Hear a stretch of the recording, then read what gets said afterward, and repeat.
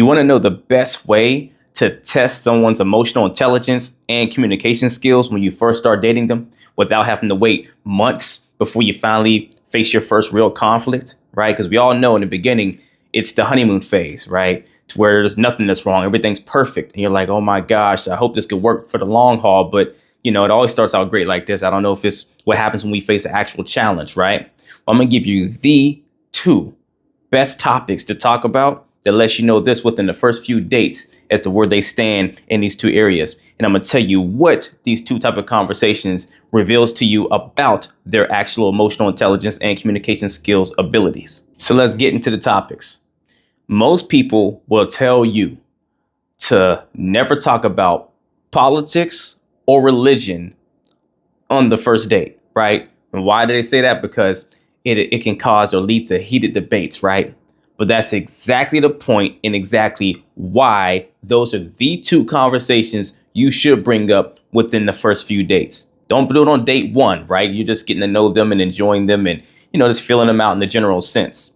But if it goes well enough on date one to make it to a date 2, 3, or 4, or whatever, within those dates that come, this is when you should bring these type of conversations up because they exactly can lead to a heated debate.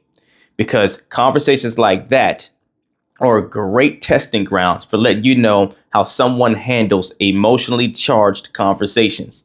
And what is it whenever we're dealing with conflict? What's the issue there? What's the biggest component there? Those are emotionally charged conversations.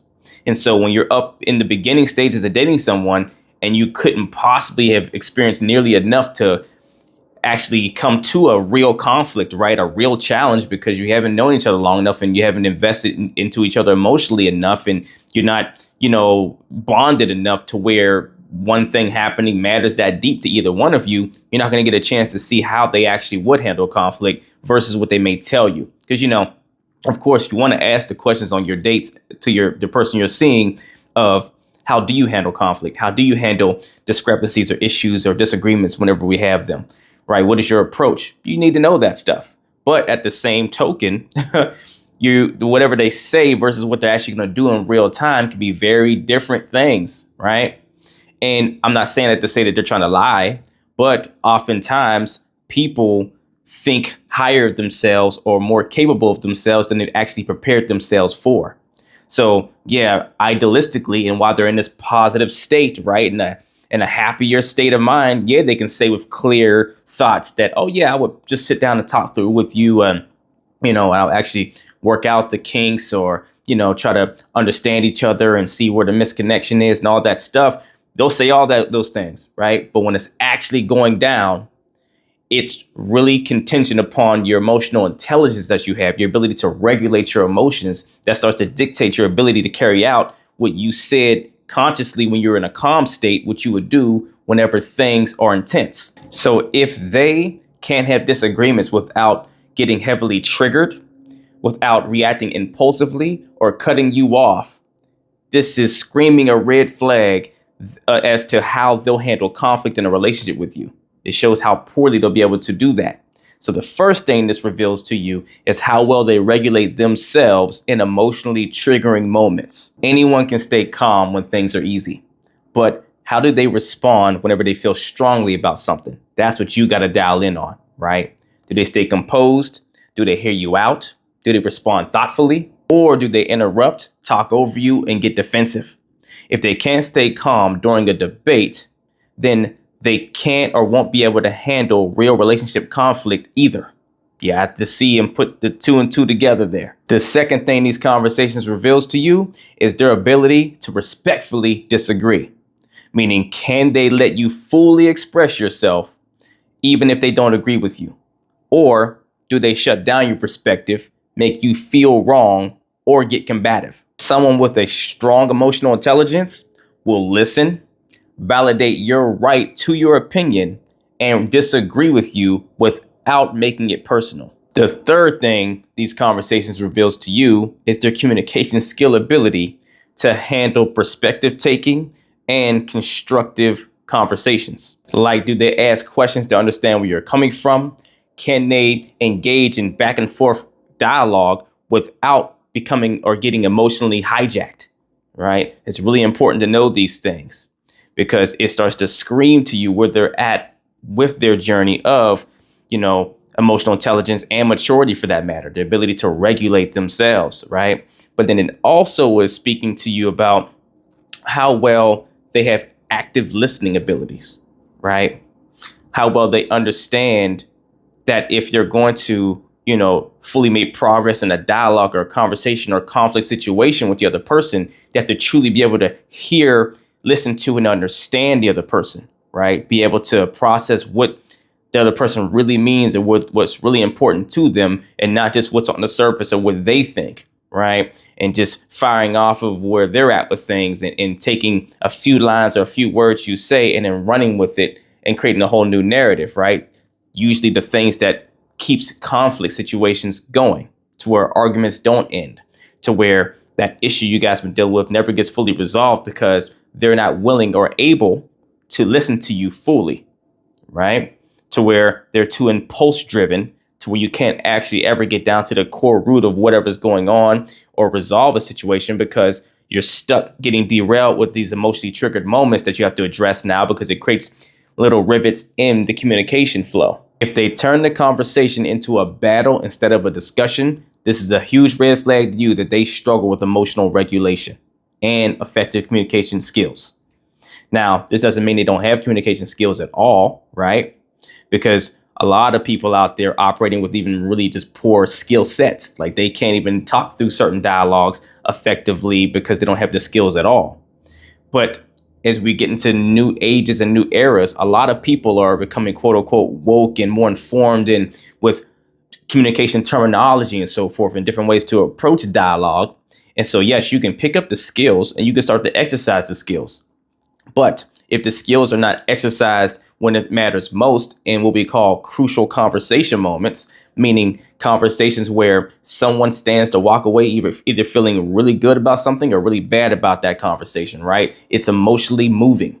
If you have conversations like that to where there's a lot of, emotional investment and weight in there, then now it's going to really show where your communication skills are at if you can effectively utilize those same skills whenever you are emotionally triggered, whenever it's emotionally weighted, right? Because that's when it matters most. I mean, think about it. At what point in your relationships in the past, or that maybe you're in currently, have you ever seen or experienced to where the communication skills were most valuable in the non triggered moments or the easy stuff or the things that are just typical everyday conversation, right?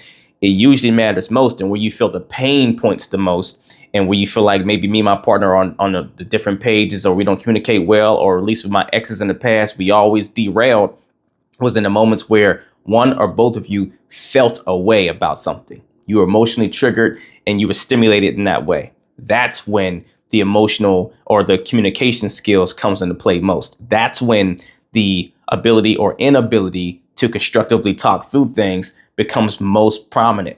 Those are the conversations that makes embrace the relationships, not the ones that are fun and just lighthearted and, you can take it or leave it. So no, do not steer away from politics and religion on your dates, right? And I want to point something out to you too, right?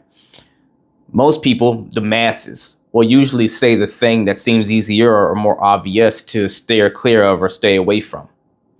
But the smaller percentage of people are always going to be the ones that are going to do the work. They're going to go the extra mile. They're going to figure out, well, why is this a thing we should stay away from, or why it's a problem and everything else. And therefore, they work on themselves in those areas to make sure that doesn't become a thing that they have to run around and everything else, right? Whereas the majority of people are always going to take the road that seems easiest and most sensible at a surface level. And why I'm saying this is because the only reason why most people say, hey, don't talk politics, don't talk, religion on these dates because it could turn to a heated debate is because them and maybe people that they know in their network or what have you all are most likely operating in the same hemisphere of emotional intelligence and communication skills. And so, of course, their outcomes have most likely been poor ones. It's turned into a debate. It made the date horrible. It ruined everything and all that stuff because them or them and the other person didn't have enough emotional intelligence and maturity to regulate themselves and talk constructively and still respectfully disagree, or talk through emotionally triggering circumstance, but in a way that is still composed and still productive. So it probably did go awry or did go left. And so their conclusion, because that was their experience and maybe some of their friends that they saw, was, oh, you don't talk about that stuff on dates. But that's exactly the stuff you need to be talking about then, if that's going to raise triggering emotional moments, right? Because, hey, do you want to wait months until you get to see what happens whenever you guys face a real challenge together, right? Do you want to take that long? Or do you want to know, hey, whenever we're not feeling each other, whenever we are just on polar ends of the spectrum, or whenever we just really just don't agree on this, or whenever I really feel strongly about this, and if they say something that may go a little against it, like, you want to know how they're going to respond, or how most likely they will handle the situation. Heck, you want to know if your values are in the same hemisphere where they need to be. And what better than conversations that really gets down to the root of us? Because see, what the big piece when it comes to religion and politics, it's not that it's just religion and politics. It's that those things are really emotionally moving because they are a direct highway system straight to our core of morals and principles, our values, our identity, who we are. So whenever someone's saying something that's contrary or doesn't agree with your religious beliefs or your political beliefs, on some subconscious level, we feel it as you're rejecting or talking against who I am as a person, right? And there's nothing more emotionally stimulating than that, because people will always act in accordance to how they self-identify, and they'll do anything to protect their identity as to who they are, because we all want to feel good about the person that we are. So therefore, you're more inclined to want to fight against someone that's saying things that kind of feels like it's an attack on who you are on the subconscious level. Yes, we think about it on the surface as, oh, we have different views on politics and religion, but in reality, what it's really saying to you is you have a difference of beliefs on who you both are as individuals, right? And that's the conflict and the clash and the thing that won't work, and why it becomes the heated debate or whatever, when it doesn't have to become that. And don't get me wrong, this also is a great vetting system for you to test how well your emotional intelligence and communication skills are, not just theirs, right? Because yes, this is going to give you a lot of insight as to where they're standing, but can you just actually talk through the conversation constructively and respectfully disagree? Can you not interrupt them and let them express themselves fully? Can you not make them feel wrong for their opinion or what have you, or get defensive or triggered or combative, right? I know this has been a great vetting system for myself, right? In a way to always make sure I keep myself dialed back in the right way, or recognize where maybe I was getting further out of bounds, to make sure I'm always checking my emotional intelligence, my communication skills ability, right? Self-awareness, right? Nothing better can help you do this than having emotionally stimulating conversations, right? And it's a great way of evaluating where you're at on the spectrum for yourself, and where the person across from you is, and where you need to work on and what they need to work on. And so you can pick out sooner than later and new people that come along where they need to work on something, where they need to make an adjustment, where they need to make a change, right? Or if they're good for you or not. If you need to go ahead and just, cut your losses and move on to the next, right?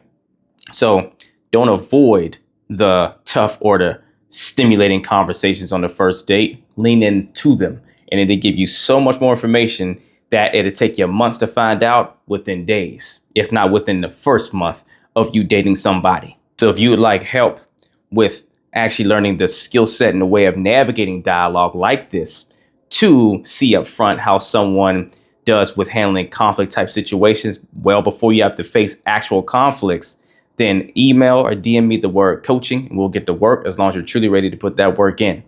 If you're not ready for one-on-one coaching, or the time or the space or even the resources, then at least email or DM me the word revival to join my Relationship Revival Hub community, where you can learn the same things I teach my clients one-on-one at your own pace, on your own time. Either way, do something to get in the race. Let's get it.